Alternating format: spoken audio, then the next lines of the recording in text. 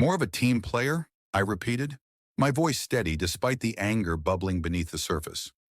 My boss, Marcus, leaned back in his leather chair, that insufferable smile still plastered across his face. Look, Emma, you're great at what you do. Nobody's denying that.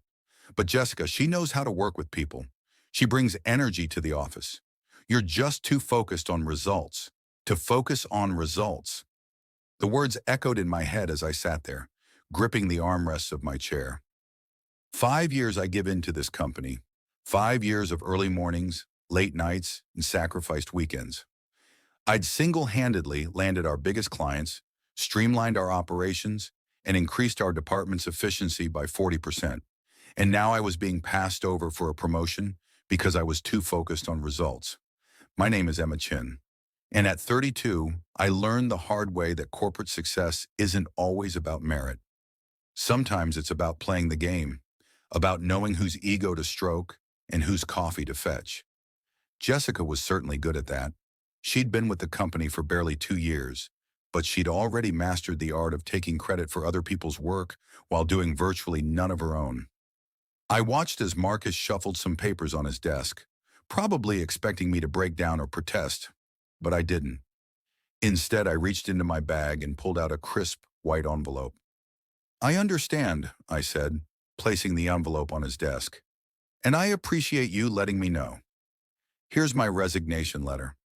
My last day will be in 2 weeks. Marcus's smug smile faltered. This clearly wasn't the reaction he'd expected. Now, Emma, let's not be hasty just because you didn't get the promotion. It's not hasty. I cut him off, my voice calm but firm.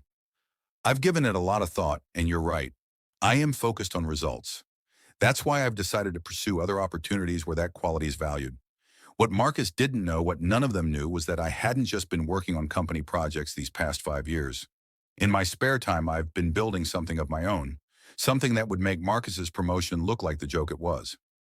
As I walked out of his office, I could feel the eyes of my coworkers on me. News traveled fast in our department, and Jessica was probably already planning how to redecorate my cubicle. I kept my head high as I made my way back to my desk, remembering the other piece of paper tucked inside that resignation letter, the one that would make Marcus realize exactly what he was losing. The next 2 weeks were exactly what you'd expect. Jessica pranced around the office like she owned the place, making a show of learning the ropes of her new position. She'd stop by my desk occasionally, her voice dripping with fake sympathy. Emma, I hope there are no hard feelings, she said one morning, perching on the edge of my desk. I know you worked really hard for this promotion. I looked up from my computer where I was methodically downloading copies of all my work files, not to steal them. I had too much integrity for that, but to ensure I had documentation of everything I contributed to the company. No hard feelings at all, Jessica. I'm sure you'll do great. She smiled, probably thinking I was admitting defeat. She had no idea. The truth was, for the past 3 years, I've been secretly developing a revolutionary project management system. It had started as a way to keep track of my own work, but it had evolved into something much more powerful. I tested it, refined it, and used it to achieve those results that Marcus found so troublesome. And now with my resignation letter, I'd included a detailed report showing exactly how much money and time my system had saved the company. The kicker? I also included a notice that I filed for a patent on the system 6 months ago. It had been approved last week, but that wasn't even the best part. A week into my notice period, I received an email from Robert Chen, no relation, the CEO of our biggest competitor. He'd heard through the grapevine that I was leaving and wanted to meet for coffee. I smiled when I saw his name in my inbox. Everything was falling into place exactly as I planned. The meeting with Robert was everything I'd hoped for. He'd been following my work for months, impressed by how I transformed our client relationships and streamlined our processes. He didn't just offer me a job. He offered me a partnership role complete with creative control over my system's implementation across their entire organization. We've been looking for someone like you, Emma, he said, sliding a contract across the table. Someone who understands that results matter. The salary is triple what you're making now, plus equity in the company. I took the contract, my hands steady despite my racing heart. This was what recognition felt like. This was what it felt like to be valued. The day I handed in my security badge, Marcus called me into his office one last time. The smug smile was gone, replaced by something that looked almost like panic.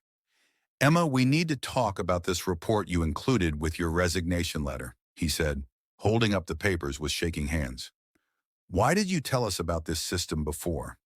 I sat down, smoothing my skirt as I did. "I tried, Marcus. 3 times in the past year, I requested meetings to discuss implementing new efficiency measures.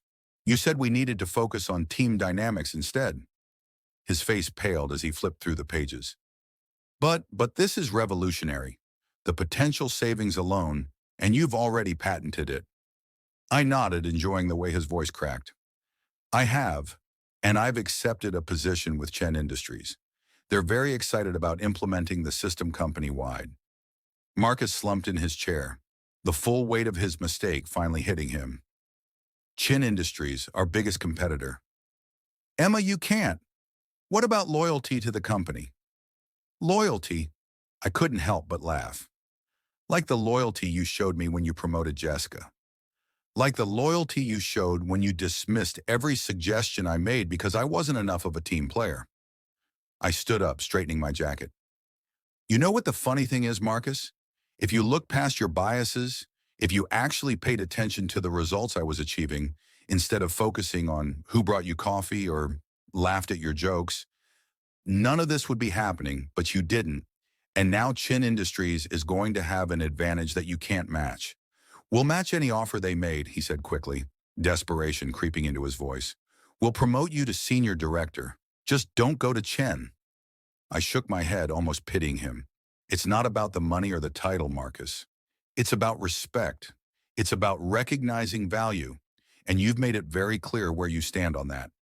As I walked out of his office for the last time, I heard him frantically dialing his phone, probably calling the executive team to figure out damage control. But it was too late. The patent was mine. The new job was signed. And Jessica, well, Jessica would soon learn that taking credit for other people's work only gets you so far when you have to actually deliver results. That evening, as I packed up my desk, I found a post-it note stuck to my monitor. It was from Jessica, written in her flowing script. "Sorry to see you go. Keep in touch."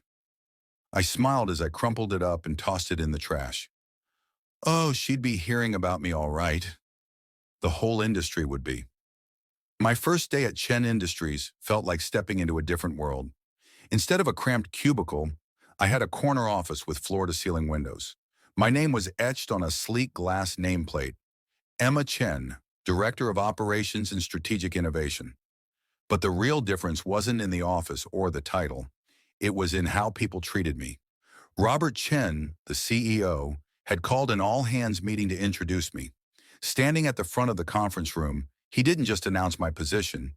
He outlined my achievements, explained the value of my management system, and made it clear that I would have full authority to implement changes across the organization.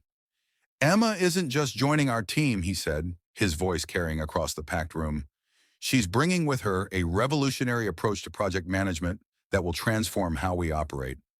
I expect everyone to give her their full cooperation." The contrast to my old company couldn't have been more stark.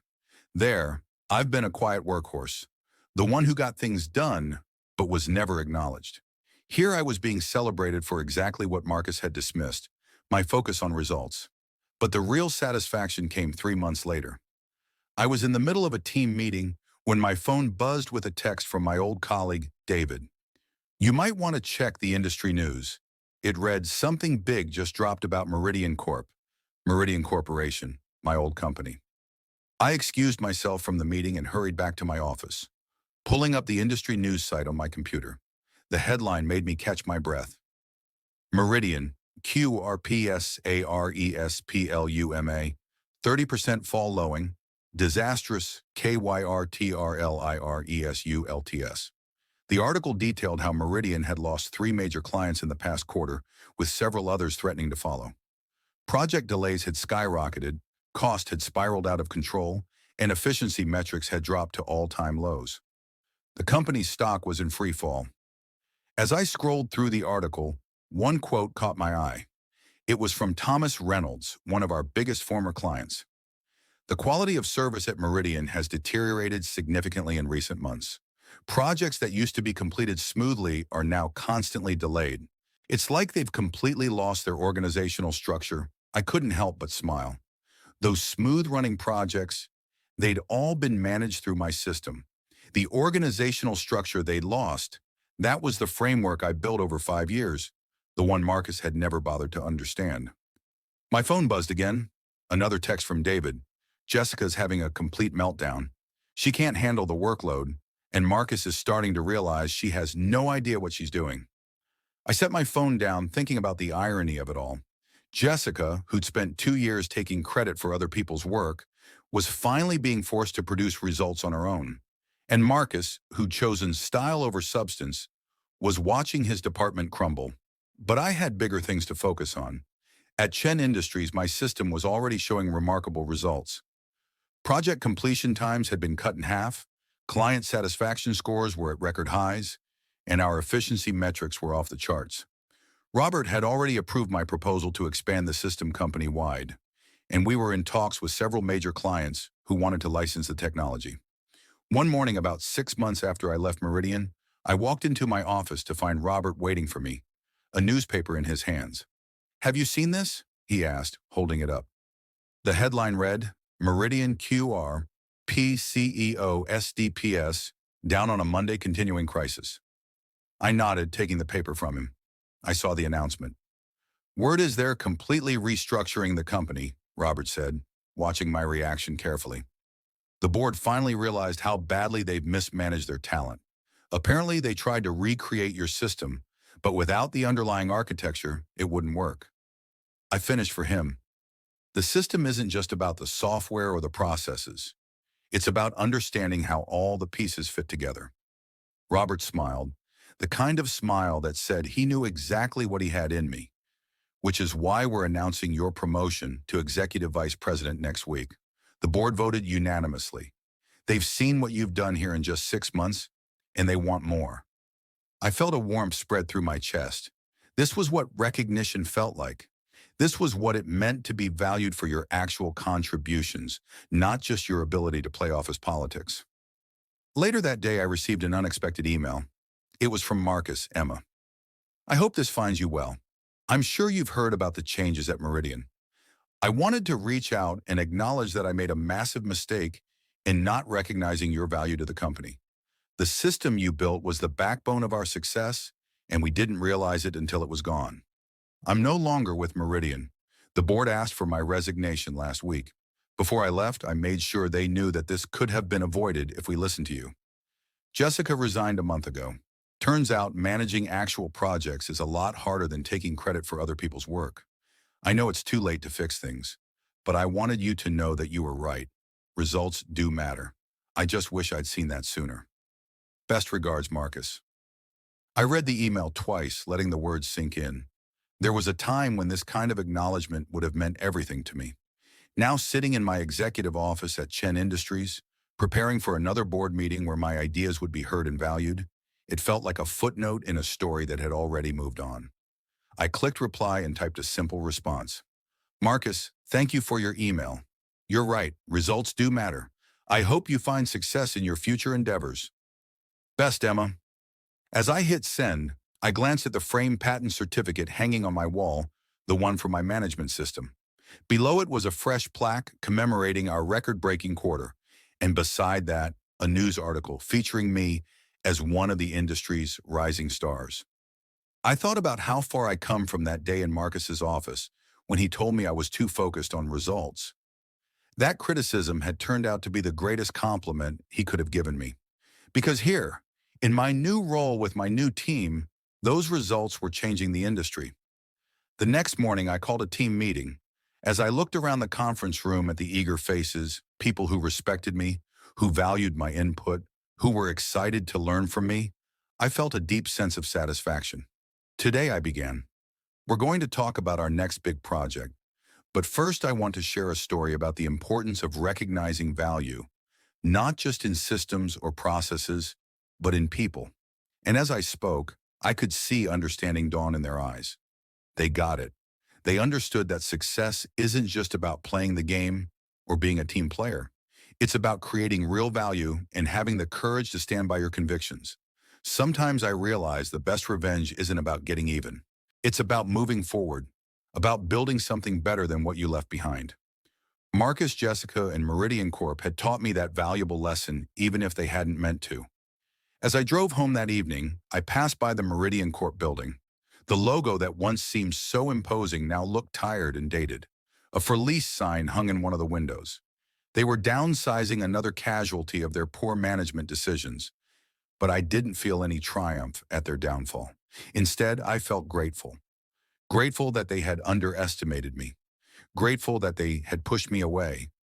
Grateful that they have forced me to prove my worth, not just to them, but to myself. Because sometimes the biggest opportunities come disguised as rejection. Sometimes being too focused on results is exactly what you need to be. And sometimes the best response to someone undervaluing you is to show them exactly what they missed out on. My phone buzzed. Another text from David. Meridian's board is asking about you. They want to know if you'd consider coming back as CEO. I smiled as I typed my response. Thanks, but I'm exactly where I need to be. And I was, because success isn't just about proving others wrong. It's about proving yourself right. It's about standing firm in your convictions even when others doubt you. It's about knowing your worth and not settling for less. As I pulled into my driveway, I thought about all the other MS out there. Talented people being overlooked because they were too focused on results. Maybe my story would inspire them to stand their ground, to believe in their value, to create their own opportunities. After all, sometimes the best way to handle rejection is to turn it into rocket fuel, to use it as motivation to build something better, something stronger, something that makes them realize exactly what they lost. And as I sat down at my home office to review the latest proposals for expanding our system globally, I couldn't help but smile. Because in the end, Marcus had been right about one thing. I was too focused on results, and that focus had taken me exactly where I needed to be.